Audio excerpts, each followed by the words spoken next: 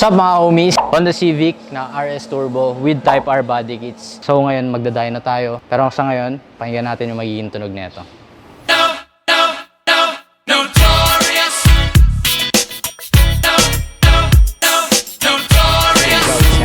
What's up mga homies? So nandito tayo sa Notorious Motorsports Parañaque branch. Dito sa likod natin, kitang-kita nyo napakaganda ng project natin. Project natin, Honda Civic na RS Turbo with Type R body kits. So dahil naka-Type R body kit si Sir, syempre kailangan natin ng malupitang exhaust system. Dahil alam nyo naman na tri-tip yung ginagamit sa Type R. So para fully functional na siya, ayan, makikita nyo, yan ang ating tri-muffler tip. So ginamit natin dito is Akrapovic carbon fiber na muffler tips. So ayan, napakaganda niyan. Kung makapansin nyo, functional every muffler niya. So walang maiiwan, walang hindi gagana, so lahat yan gumagana. So ayan, mapapansin nyo, naka-straight pipe tayo dito sa may likod para lumabas yung tunog ng 1.5 turbo engine natin. So maririnig nyo mamaya, napakaswabe nito. Hindi siya punit, hindi siya kung ano. Talagang tunog Type R. So yan, stainless 304, 2.5-inch piping. Yun yung ginagamit natin sa mga turbo na 1.5 engine, lalo na dito sa FC nito. Kita nyo yung fitment natin, napakalupit. So syempre, walang compromise. Tamang fitment lang. Syempre, pag nilowered, hindi sa side sa humps, hindi sa side sa kahit saan. So yun yung importante sa atin. Dapat tago. Dito, naglagay tayo ng custom resonator by Notorious Motorsports, syempre. Yan, may resonator yan dahil pag tinanggal yan, babagal yung kotse, tsaka pangit yung tunog. So yan, may resonator yan dahil yung stock exhaust system meron. So, bakit natin to tatanggalin? So, dapat nandyan lang yan. Papalitan lang natin siya ng mas magandang version. So, dito, papansin nyo, may flexible pipe din tayo.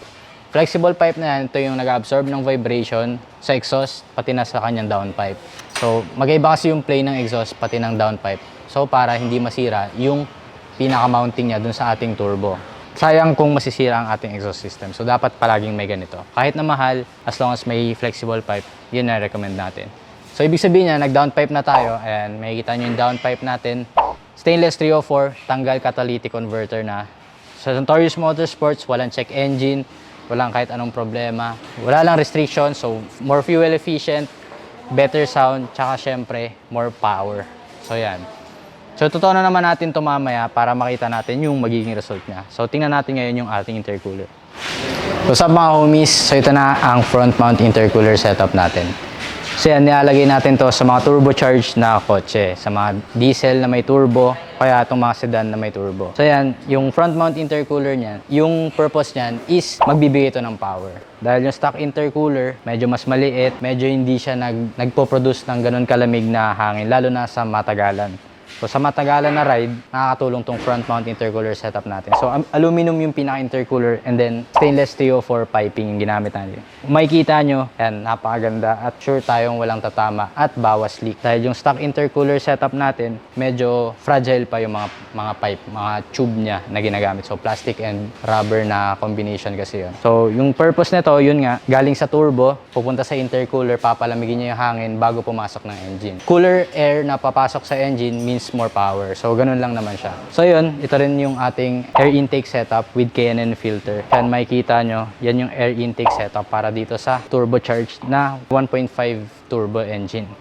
So, marinig nyo mamaya magiging tunog nito na parang pshh, gumaganon. So, yan, marinig nyo mamaya. So, ngayon, magdaday na tayo. Pero sa ngayon, pakinggan natin yung magiging tunog nito.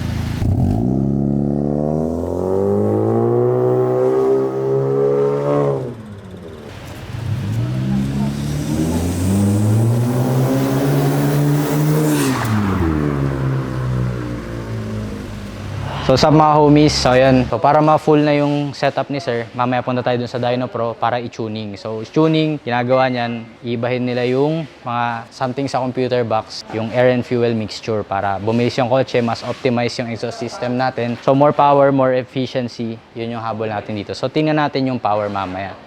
tayo sa Dyno Pro ngayon.